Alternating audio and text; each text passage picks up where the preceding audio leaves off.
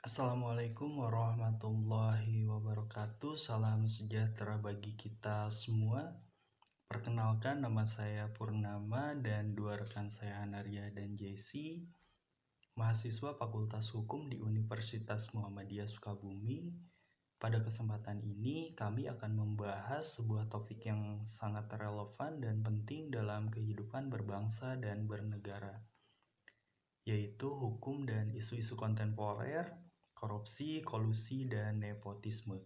Topik ini merupakan bagian dari mata kuliah Islam dan Ilmu Pengetahuan di semester 4. Melalui pembahasan ini, kita akan menggali lebih dalam mengenai bagaimana Islam memandang dan mengatasi masalah KKN, serta peran hukum dan ilmu pengetahuan dalam pemberantasan praktek-praktek yang sangat merusak ini.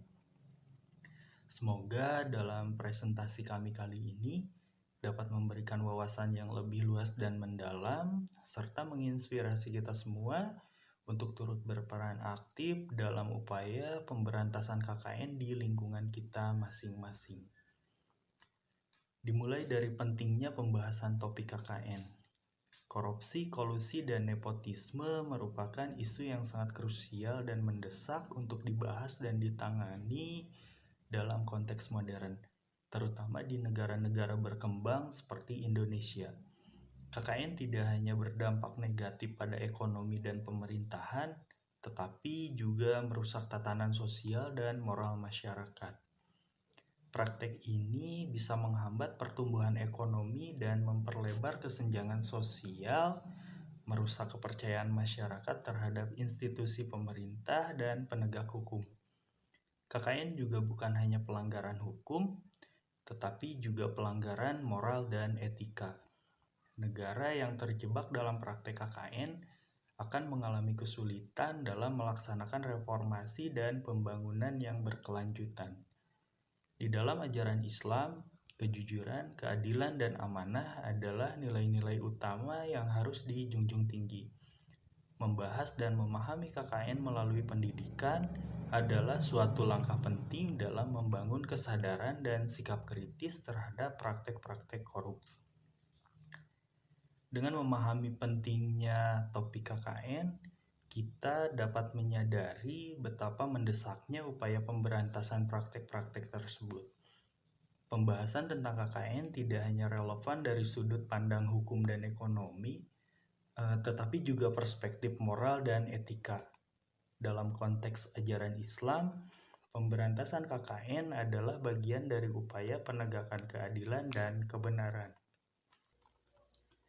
Definisi korupsi, kolusi, dan nepotisme serta konsep dasar dalam perspektif Islam. Yang pertama, definisi korupsi dalam Islam. Korupsi dalam Islam dapat didefinisikan sebagai segala bentuk pengkhianatan terhadap amanah yang telah dipercayakan, baik dalam bentuk penyalahgunaan kekuasaan, penyelewengan dana publik, maupun penerimaan suap. Islam memandang korupsi sebagai perbuatan yang merusak tatanan sosial, menghilangkan keadilan, dan menimbulkan kesengsaraan bagi masyarakat. Dalam konteks ini, korupsi tidak hanya dilihat sebagai pelanggaran hukum negara, tetapi juga sebagai pelanggaran moral dan etika yang sangat serius. Menurut ajaran Islam, korupsi adalah perbuatan haram dan termasuk dosa besar. Korupsi dianggap sebagai bentuk ketidakadilan yang merugikan banyak orang dan melanggar prinsip-prinsip dasar Islam seperti keadilan, kejujuran, dan amanah. Islam menuntut setiap muslim untuk menjauhi segala bentuk tindakan korupsi dan menegakkan integritas dalam setiap aspek kehidupan. Pelaku korupsi diancam dengan hukuman berat, baik di dunia maupun di akhirat, sebagai bentuk teguran keras agar masyarakat menjauhi praktek ini. Al-Quran dan hadis menyediakan banyak dalil yang mengutuk korupsi. Salah satu ayat Al-Quran yang sering dikutip adalah surah Al-Baqarah ayat 188 yang artinya, "Dan janganlah sebagian kamu memakan harta sebagian yang lain di antara kamu dengan jalan yang batil, dan janganlah kamu membawa urusan harta itu kepada hakim, supaya kamu dapat memakan sebagian harta benda orang lain itu dengan jalan berbuat dosa, padahal kamu mengetahui. Ayat ini menekankan larangan keras terhadap tindakan korupsi dan penyelewengan. Selain itu, dalam sebuah hadis, Rasulullah SAW bersabda, "Laknat Allah terhadap pemberi suap dan penerima suap." HR Ahmad. Hadis ini mengutuk secara langsung praktek suap yang merupakan bentuk nyata dari korupsi. Kedua sumber hukum Islam ini dengan tegas menunjukkan bahwa korupsi adalah perbuatan yang sangat tercela dan harus dijauhi oleh setiap muslim. Yang kedua, definisi kolusi dalam konteks Islam. Kolusi dalam konteks Islam dapat didefinisikan sebagai bentuk kerjasama rahasia antara individu atau kelompok untuk mencapai keuntungan pribadi atau kelompok dengan cara yang tidak adil dan melanggar hukum. Praktek ini seringkali melibatkan penyelewengan kekuasaan, pengaturan tender proyek, atau manipulasi keputusan untuk keuntungan bersama para pelakunya, sementara merugikan pihak-pihak lain dan masyarakat umum. Dalam Islam, kolusi dianggap sebagai pengkhianatan terhadap prinsip keadilan dan amanah, serta merusak kepercayaan publik. Islam sangat menentang segala bentuk kerjasama yang tidak adil dan merugikan. Prinsip keadilan dan kejujuran adalah nilai-nilai fundamental dalam ajaran Islam, dan setiap bentuk kolusi bertentangan dengan nilai-nilai tersebut. Al-Quran dan hadis mengajarkan umat Islam untuk selalu bertindak adil dan jujur dalam segala urusan. Misalnya Al-Quran dalam surat An-Nisa ayat 135 menyatakan, "Wahai orang-orang yang beriman, jadilah kamu orang-orang yang benar-benar penegak keadilan, menjadi saksi karena Allah, biarpun terhadap dirimu sendiri atau ibu bapa dan kaum kerabatmu." Ayat ini menegaskan pentingnya menegakkan keadilan tanpa memandang kepentingan pribadi atau kelompok. Kolusi yang merugikan kepentingan umum demi keuntungan pribadi adalah perbuatan yang sangat dicela dalam Islam dan dianggap sebagai pengkhianatan terhadap amanah dan keadilan. Yang terakhir, definisi nepotisme dalam Islam. Nepotisme dalam konteks Islam dapat didefinisikan sebagai tindakan memberi keuntungan, posisi atau hak istimewa kepada anggota keluarga atau kerabat dekat berdasarkan hubungan kekeluargaan, bukan berdasarkan kemampuan atau kualifikasi yang layak. Islam menentang segala bentuk perlakuan yang tidak adil dan diskriminatif, termasuk nepotisme, karena tindakan ini bertentangan dengan prinsip keadilan dan meritokrasi. Islam mengajarkan bahwa setiap orang harus diperlakukan secara adil dan posisi atau keuntungan harus diberikan berdasarkan kemampuan dan usaha, bukan karena hubungan pribadi. Nepotisme memiliki dampak negatif yang sangat signifikan menurut ajaran Islam, karena merusak prinsip keadilan yang merupakan salah satu pilar utama dalam Islam. Nepotisme menyebabkan ketidakadilan dan ketidakpuasan di kalangan masyarakat, karena individu yang lebih layak dan berkompeten mungkin diabaikan demi kepentingan keluarga atau kerabat. Al-Quran dalam surah An-Nisa ayat 58 menyatakan, "Sesungguhnya Allah menyuruh kamu menyampaikan amanat kepada yang berhak menerimanya, dan menyuruh kamu apabila menetapkan hukum di antara manusia supaya kamu menetapkan dengan adil." Ayat ini menekankan pentingnya memberikan amanah kepada yang berhak dan menetapkan keadilan dalam setiap keputusan. Nepotisme juga dapat menurunkan efisiensi dan kualitas kinerja dalam sebuah organisasi atau pemerintahan karena posisi diisi oleh individu yang mungkin tidak kompeten. Hal ini dapat menghambat perkembangan dan kemajuan masyarakat secara keseluruhan. Dalam Islam, keadilan adalah kunci untuk mencapai kesejahteraan dan kemakmuran, dan nepotisme bertentangan langsung dengan prinsip ini. Oleh karena itu, Islam mengajarkan umatnya untuk menghindari nepotisme dan selalu menegakkan keadilan dalam segala aspek kehidupan. Sejarah dan perkembangan KKN di Indonesia. Dilihat dari sejarah singkatnya, yang pertama awal mula dan evolusi KKN di Indonesia. KKN telah menjadi sebuah isu yang signifikan di Indonesia sejak zaman kolonial. Pada masa penjajahan Belanda, praktek korupsi ini telah mengakar dalam birokrasi kolonial sebagai cara untuk mempertahankan kekuatan dan mengumpulkan kekayaan. Setelah kemerdekaan pada tahun 1945, Indonesia mewarisi sistem birokrasi yang telah terkontaminasi oleh praktek-praktek korupsi.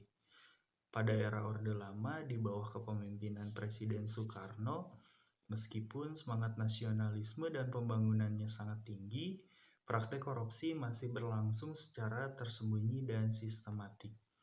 Namun di era Orde Baru di bawah Presiden Soeharto, KKN mencapai puncaknya dengan semakin melembaga dalam struktur pemerintah dan bisnis.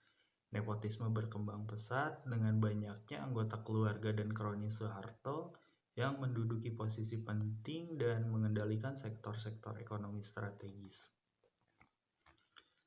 Yang kedua, perkembangan kebijakan anti KKN dari masa ke masa. Di era Orde Baru, pada masa ini praktek KKN sangat mengakar dalam struktur pemerintahan.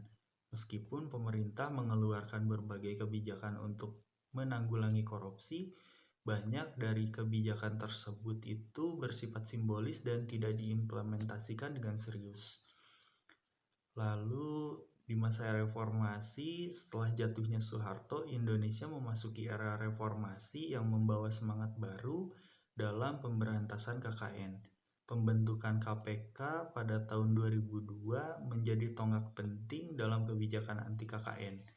Dengan mandat yang jelas untuk memberantas korupsi secara tegas, selain itu juga pemerintah mulai meratifikasi berbagai konvensi internasional seperti Konvensi PBB tentang anti korupsi, serta memperkuat regulasi dan transparansi dalam pengelolaan anggaran dan pemerintahan. Kebijakan terbaru di 2010 hingga sekarang, dalam beberapa tahun terakhir, pemerintah juga terus berupaya memperkuat kebijakan anti KKN dengan menerbitkan berbagai regulasi baru seperti Undang-Undang tentang Penanganan Pidana Korupsi dan penguatan sistem e-government untuk meningkatkan transparansi.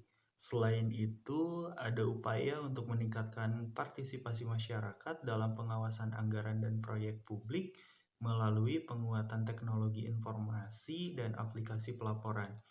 Meskipun banyak kemajuan telah tercapai, tantangan dalam pemberantasan KKN masih tetap ada dan memerlukan komitmen berkelanjutan dari semua pihak.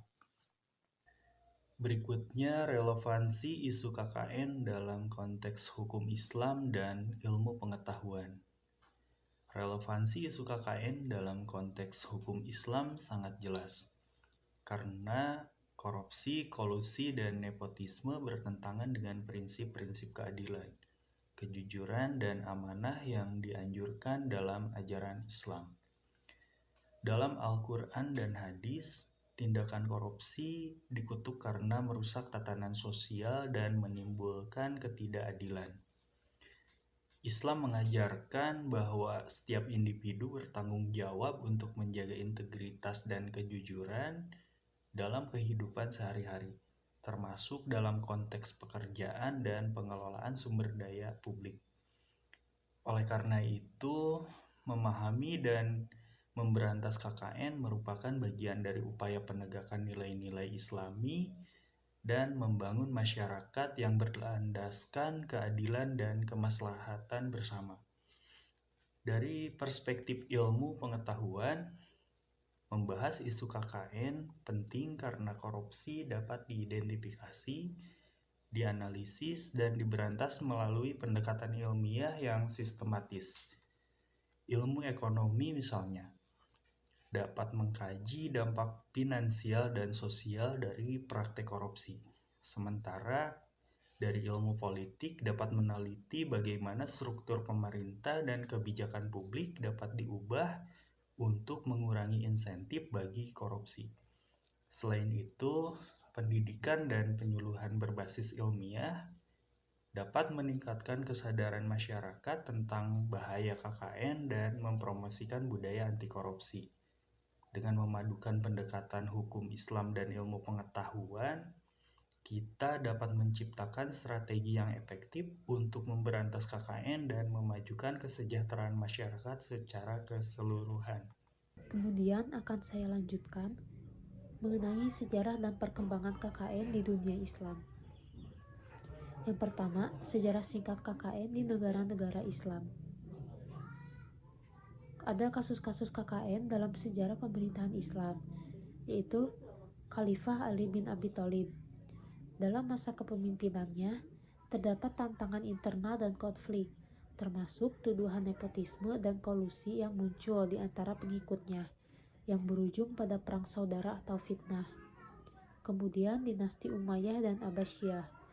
Kedua dinasti ini mengalami kasus-kasus korupsi dan kolusi, seperti penempatan pejabat berdasarkan hubungan keluarga yang seringkali mengabaikan kualifikasi. Selanjutnya, negara-negara modern.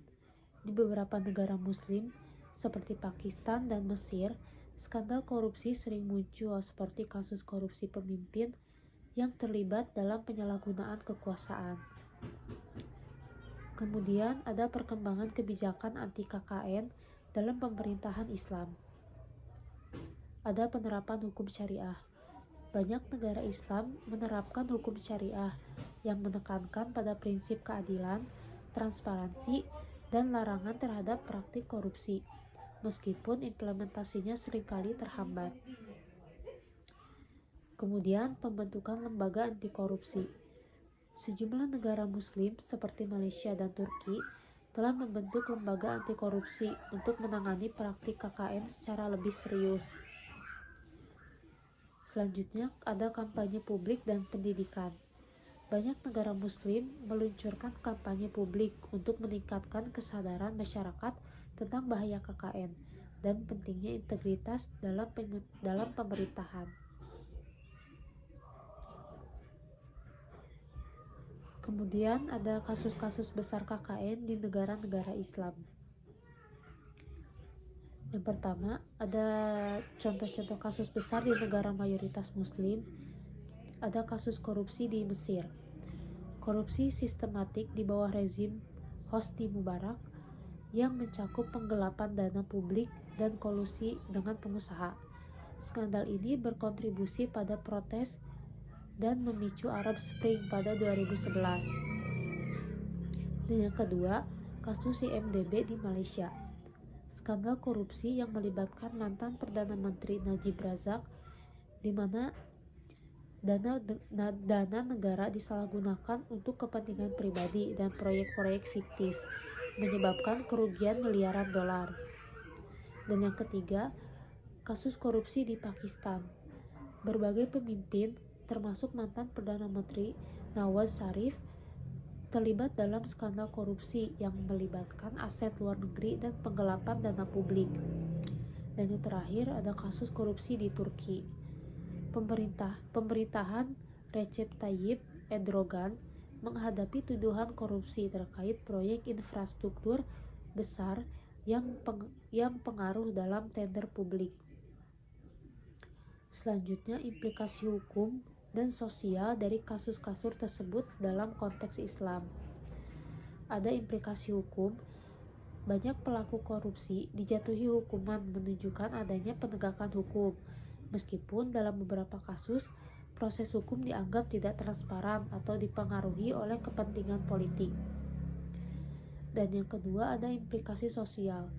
Kasus-kasus ini sering mengakibatkan hilangnya kepercayaan publik terhadap institusi pemerintahan dan menciptakan ketidakpuasan sosial yang dapat mengarah pada protes atau gerakan reformasi. Dan yang ketiga, dampak terhadap nilai-nilai Islam. Praktik KKN bertentangan dengan prinsip keadilan dan amanah dalam Islam, sehingga kasus-kasus ini memicu kritik terhadap moralitas dan etika pejabat publik, serta mengundang diskusi tentang penerapan nilai-nilai Islam dalam pemerintahan. Selanjutnya, dampak KKN dalam perspektif Islam dan ilmu pengetahuan. Yang pertama ada dampak sosial. Kerugian sosial akibat KKN dalam masyarakat Islam, ketidakadilan sosial. Praktik KKN menciptakan ketidakadilan di masyarakat, di mana hanya segelintir orang yang mendapat keuntungan sementara yang lain terpinggirkan. Kemudian munculnya konflik. Ketidakpuasan masyarakat terhadap praktik KKN dapat memicu konflik sosial, bahkan ketegangan antar kelompok dalam masyarakat. Selanjutnya, hilangnya kepercayaan publik terhadap lembaga negara dan ulama. Pertama ada krisis legitimitas. Masyarakat kehilangan kepercayaan pada institusi negara dan pemimpin yang dianggap korup, menyebabkan apatisme terhadap proses politik dan pemerintahan. Kemudian pergeseran moralitas. Ketika ulama atau tokoh masyarakat terlibat dalam praktik KKN, kepercayaan masyarakat terhadap nilai-nilai moral dan etika Islam juga terganggu. Kedua, ada dampak ekonomi. Kerugian ekonomi akibat praktik KKN dalam negara mayoritas muslim. Pertama, ada pembangunan yang terhambat.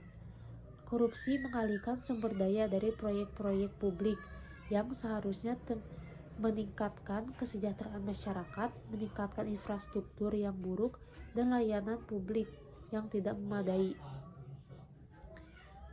Kemudian ada investasi yang menurun. Praktik KKN menciptakan iklim usaha yang tidak sehat, sehingga investor enggan berinvestasi di negara dengan tingkat korupsi yang tinggi. Selanjutnya, pengaruh negatif terhadap zakat, infak, sedekah, dan perkembangan ekonomi umat. Pertama, penyalahgunaan dana. KKN dapat merusak kepercayaan masyarakat terhadap pengelolaan zakat dan infak, sehingga potensi dana sosial menjadi terhambat. Kedua, ketergantungan ekonomi. Masyarakat yang seharusnya menjadi mandiri bergantung pada bantuan karena program pembangunan yang tidak berjalan efektif akibat korupsi. Yang ketiga, dampak politik. Instabilitas politik sebagai akibat dari KKN dalam pemerintahan Islam. Yang pertama, kerusuhan dan protes. Ketidakpuasan masyarakat terhadap praktik KKN dapat memicu demonstrasi dan kerusuhan, menciptakan situasi politik yang tidak stabil. Kemudian perubahan pemerintahan yang terganggu. KKN seringkali menyebabkan perubahan pemerintahan yang tidak sehat dan konflik internal, mengganggu proses demokrasi. Selanjutnya, pengaruh terhadap proses demokrasi dan tata kelola pemerintahan menurut Islam. Ada pelemahan institusi demokrasi. Korupsi melemahkan institusi demokrasi, membuatnya rentan terhadap intervensi dan manipulasi oleh elit politik. Kemudian, tata kelola yang buruk. Praktik KKN menciptakan tata kelola pemerintahan yang buruk, di mana kepentingan publik seringkali diabaikan demi keuntungan pribadi. Selanjutnya akan dilanjutkan oleh rekan saya, Hana. Slide selanjutnya akan dilanjutkan oleh saya. Upaya penanggulangan korupsi, kolusi, dan nepotisme dalam perspektif Islam. Yang pertama, ada regulasi dan kebijakan. Poin pertama, hukum-hukum Islam terkait anti KKN. Larangan terhadap korupsi. Dalam Islam, korupsi dianggap sebagai dosa besar. Hukum-hukum seperti larangan berkhianat terdapat dalam Quran Surat Al-Anfal ayat 27 dan penegasan tentang amanah terdapat dalam Quran Surat Al-Baqarah ayat 283 menekankan pentingnya integritas. Prinsip keadilan dan transparansi. Islam mendorong keadilan dalam semua tindakan, termasuk dalam administrasi publik. Hukum-hukum yang mengedepankan kejujuran dan keterbukaan sangat relevan dalam konteks ini. Poin kedua, lembaga penegak hukum Islam dan pengawasan. Misalnya, Hizbah. Hizbah merupakan lembaga yang berfungsi untuk menjaga kepatuhan terhadap hukum Islam dan mengawasi praktik-praktik ekonomi dan sosial, termasuk mencegah tindakan korupsi. Komisi Pemberantasan Korupsi atau KPK, meskipun bukan lembaga Islam, KPK di Indonesia berperan dalam menegakkan hukum dan memberantas korupsi, sejalan dengan prinsip-prinsip Islam. Yang kedua, ada peran masyarakat. Poin pertama, partisipasi masyarakat dalam pengawasan menurut ajaran Islam, amar ma'ruf nahi mungkar. Prinsip ini mendorong masyarakat untuk aktif mengawasi dan meluruskan perilaku yang menyimpang dari nilai-nilai Islam, termasuk praktik KKN. Keterlibatan dalam pemilu. Masyarakat diajak untuk berpartisipasi dalam proses politik, termasuk memilih pemimpin yang bersih dan transparan. Poin kedua, peran ulama dan cendekiawan Muslim dalam mengungkap kasus KKN. Pendidikan dan kesadaran. Ulama dan cendekiawan berperan dalam memberikan pendidikan tentang bahaya KKN dan mendorong masyarakat untuk menuntut akuntabilitas dari pemimpin. Advokasi dan pemberdayaan. Mereka juga dapat menjadi suara dalam mengadvokasi kebijakan yang mendukung transparansi dan keadilan. Yang ketiga, pendekatan ilmu pengetahuan. Poin pertama, metode ilmiah dalam memberantas KKN. Penelitian dan analisis. Metode ilmiah dapat digunakan untuk mengidentifikasi penyebab, dampak, dan solusi terhadap praktik KKN melalui analisis data dan studi kasus. Evaluasi kebijakan. Pendekatan ini penting dalam mengevaluasi efektivitas kebijakan anti KKN dan mengembangkan rekomendasi yang berbasis bukti. Poin kedua, kolaborasi antara ilmu pengetahuan dan ajaran Islam dalam memerangi KKN. Integrasi nilai-nilai moral dan etika. Ilmu pengetahuan dapat memperkuat pemahaman tentang prinsip-prinsip etika dalam Islam, menciptakan sinergi dalam upaya pencegahan KKN. Pendidikan multidisipliner. Kolaborasi antara ulama, akademisi, dan praktisi dapat menghasilkan program pendidikan yang holistik yang mengajarkan nilai-nilai Islam sekaligus keterampilan analitis untuk memberantas korupsi. Slide selanjutnya, tantangan dan prospek masa depan dalam perspektif Islam dan ilmu pengetahuan. Yang pertama, tantangan dalam pemberantasan KKN. Poin pertama, hambatan hukum dan birokrasi dalam negara mayoritas Muslim. Regulasi yang lemah. Banyak negara mayoritas Muslim memiliki regulasi anti KKN yang kurang tegas atau tidak konsisten, sehingga sulit untuk menegakkan hukum secara efektif. Birokrasi yang rumit. Proses birokrasi yang panjang dan berbelit-belit seringkali menghambat penegakan hukum dan memperlambat proses investigasi terhadap kasus korupsi. Poin kedua, korupsi yang terorganisir dan sistematis. Jaringan korupsi. Korupsi seringkali dilakukan oleh jaringan yang terorganisir, melibatkan pejabat tinggi, pengusaha, dan bahkan lembaga negara sehingga sulit untuk diungkap. Budaya KKN yang mendalam.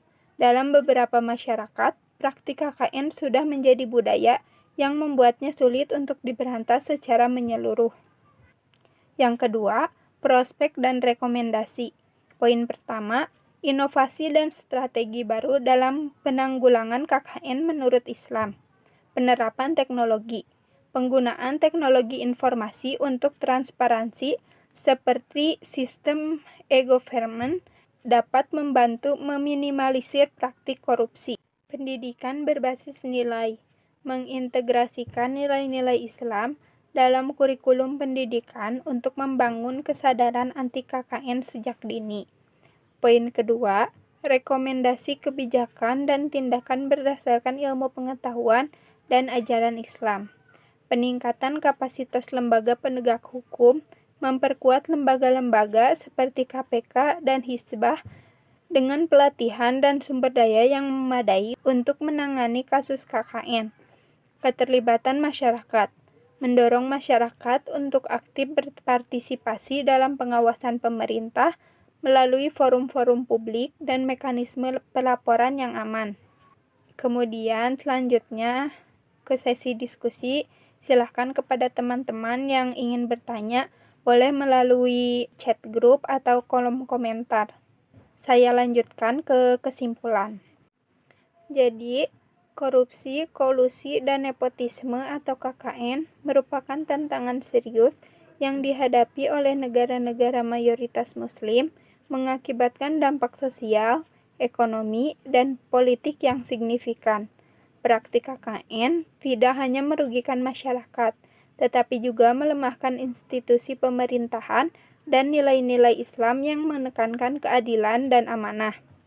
Meskipun terdapat hambatan hukum dan birokrasi, serta korupsi yang terorganisir, upaya pemberantasan KKN masih sangat mungkin dilakukan. Dengan mengintegrasikan nilai-nilai Islam dan kebijakan, serta pendidikan dan memanfaatkan teknologi, masyarakat dapat berpartisipasi aktif dalam pengawasan dan pencegahan praktik KKN. Rekomendasi yang diusulkan meliputi peningkatan kapasitas lembaga penegak hukum, penguatan regulasi, dan kolaborasi antara ilmu pengetahuan dan ajaran Islam. Dengan pendekatan yang holistik dan komprehensif, diharapkan Indonesia dan negara-negara mayoritas Muslim lainnya dapat menciptakan pemerintahan yang bersih, transparan, dan akuntabel demi kesejahteraan masyarakat dan kemajuan bangsa. Mungkin cukup sekian yang dapat kami sampaikan, lebih dan kurangnya mohon dimaafkan. Terima kasih. Wassalamualaikum warahmatullahi wabarakatuh.